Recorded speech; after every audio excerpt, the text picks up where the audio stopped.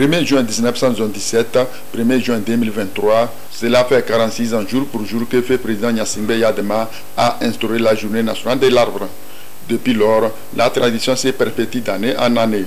Pour cette campagne de reboisement 2023, les conseils municipaux et les personnels de la mairie Agoignivé 1, comme des coutumes, se sont mobilisés pour mettre en terre des jeunes plants. Et pour la circonstance, c'est le site Blue Zone du CMS et du marché Kakaveli qui a été choisi. Pour le maire Akoité Adam Bounou, ce reboisement vise à répondre à l'appel du gouvernement afin d'atténuer les effets néfastes des changements climatiques. Mettre un plan en terre vous amène aussi à contribuer pour la lutte contre le réchauffement climatique. Si nous devons aider le gouvernement à lutter contre ce fléau, c'est de reboiser. J'ai mis un mécénat, qu'on a d'autres variétés qui sont aussi disponibles pour tous ceux qui sont là. Nous avons un projet au niveau de la mairie et ça a commencé depuis 2 ans. Donc, chaque ménage a droit à un plan. Ce n'est pas seulement aujourd'hui que ça soit étalé tout au long de l'année. Et comme ça, nous aurons à lutter contre le réchauffement climatique qui menace non seulement le Togo, mais toute la planète. Les autorités communales d'Agoignivé 1 avaient à leur côté des organisations de la société civile. Elles apportent leur pierre à la mise en œuvre de la politique de reboisement. Nous avons bien voulu soutenir l'initiative de la mairie Agoignivé 1 parce que nous sommes citoyens résidents de la commune et pour nous c'est bien normal de soutenir cette initiative qui ne vise qu'à plus embellir notre commune et à rendre notre espace plus vert et plus sain. Nous avons voulu montrer un peu notre adhésion à cette politique en tant que structure de l'État, en tant que département ministériel, aux côtés des communes pour montrer un peu la ligne tracée par le gouvernement. Une chose est de planter un arbre, une autre est de l'entretenir. La mise en terre de ces plants nécessite un suivi régulier. Nous avons toujours fait le suivi. Et il y a une équipe qui est spécialement chargée pour le suivi de tous les plants que nous mettons en terre. J'invite toute la population d'Agoignivé à faire comme nous. Les résultats du premier inventaire national forestier réalisé en 2016 montrent que le Togo a une couverture forestière estimée à 24,24%. Le gouvernement ambitionne atteindre un taux de 30% d'ici 2050. Et pour ce faire, les autorités entendent planter 1 milliard d'arbres d'ici 2030. Les populations sont invitées à apporter leur contribution en adhérant à cette politique de reboisement initiée par le gouvernement.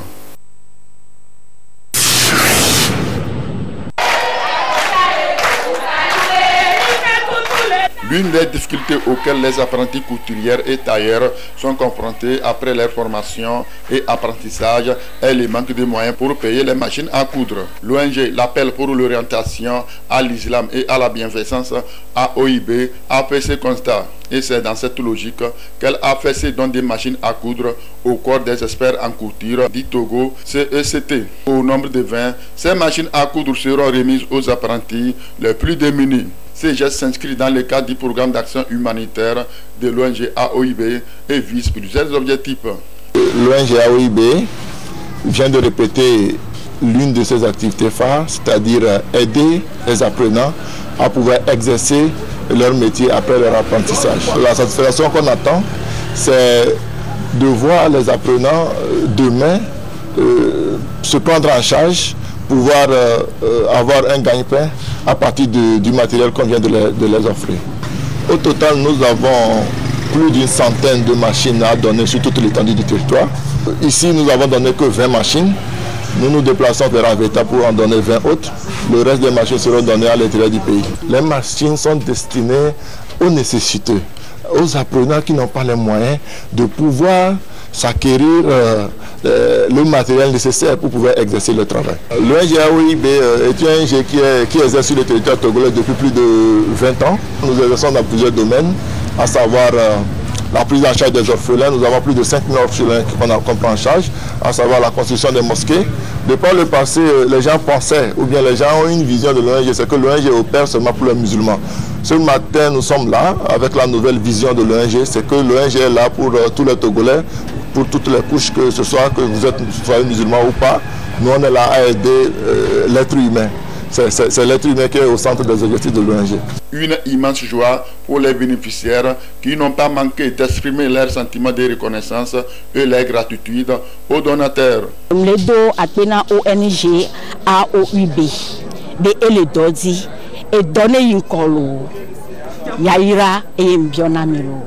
Machine que on a mis les miabe centre milazin kususube miabe vio ne wate yinkole doke ou les plats les miagboa et amekola ba vatan watan la ba suivre nenia donc a vide gede daso machine ke minami fifi ame bobori machine le vale centre beni comme et après bureau et la accord de vie ko tente moulu yo mutele wole kebedo wa milayo à son machine la antilo. Nous sommes très émus pour les lots qu'on nous a remis. Donc, quant à ce qui concerne l'usage de la machine ou des machines, nous allons veiller sur ça, les suivis. Et nos remerciements vont également à tous les promoteurs, que ce soit les partenaires extérieurs et internes, parce que nous avons besoin des machines. Il y a plein des apprenants qui n'en ont pas. Donc nous sommes dans les besoins. L'ambition pour l'ONG AOIB est de toucher toutes les couches vulnérables. Elle compte dans ce sens sur l'appui des bonnes volontés et de ses partenaires. Notre ambition, c'est de pouvoir accompagner le gouvernement dans cette œuvre-là, à pouvoir permettre aux Togolais de s'auto-employer, de pouvoir se prendre en charge et de créer un revenu par personne individuellement. L'ONG AOIB intervient dans le domaine social, celui de la santé et de l'environnement.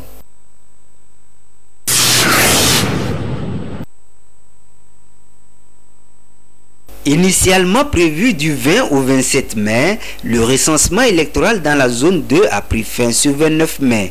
Une prorogation de 2 jours liée entre autres à la forte mobilisation des populations dans cette zone. L'idée pour la Commission électorale nationale indépendante CENI est de donner la chance aux populations en âge de voter de se faire enrôler sur les listes électorales. Au dernier jour de cette opération, ici dans la préfecture d'Ogou, les autorités du milieu ont fait le tour des différents centres de recensement et de vote et se félicitent de l'engouement manifesté par les populations. Nous avons circulé partout dans tout l'Ogou, dans la zone dédiée aux CELI 1 et 4. On termine avec les CELI 2 et 3. Nous avons trouvé de l'engouement, tant au niveau de la population qu'au niveau des CLC, c'est-à-dire les comités de liste et de cartes qui sont dévoués au travail. Nous, de notre côté, nous les avons soutenus.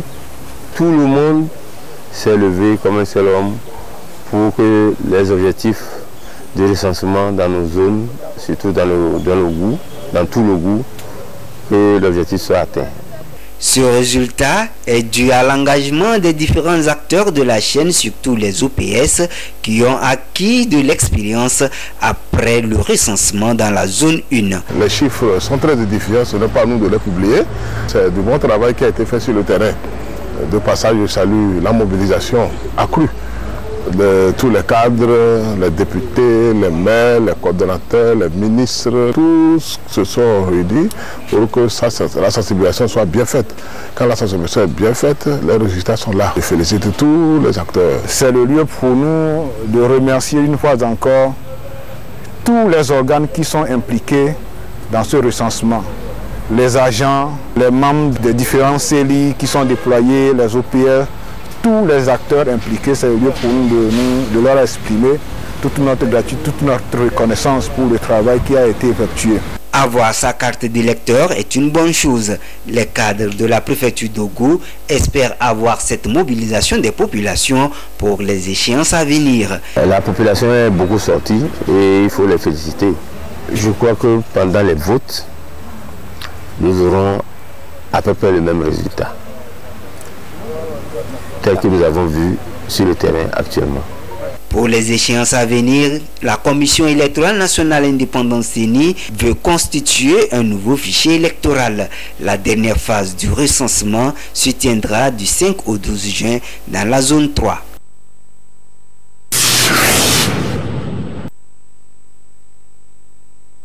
Le gouvernement togolais a fait de l'agriculture un secteur clé pour le développement du pays. Dans ce sens, les autorités du pays ont initié les forats des producteurs agricoles du Togo FOPAT dans les 5 régions du Togo pour le compte de cette année 2023.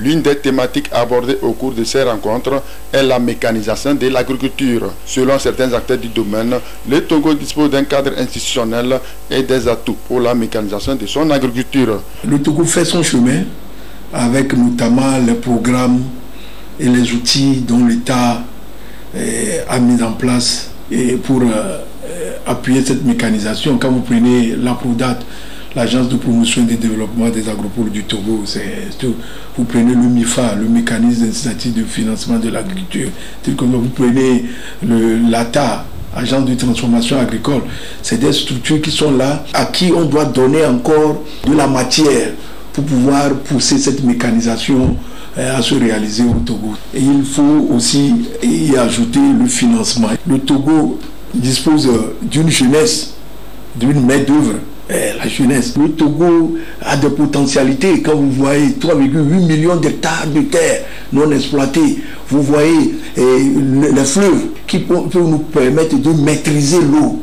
Quand vous mécanisez, vous pouvez exploiter de grandes surfaces. Et vous pouvez aussi produire plus. La société Calafi, depuis 2007, mène beaucoup d'actions dans le domaine de l'agriculture en fournissant des intrants agricoles améliorés, que ce soit les semences, que ce soit les engrais améliorés, et donne des conseils aux producteurs.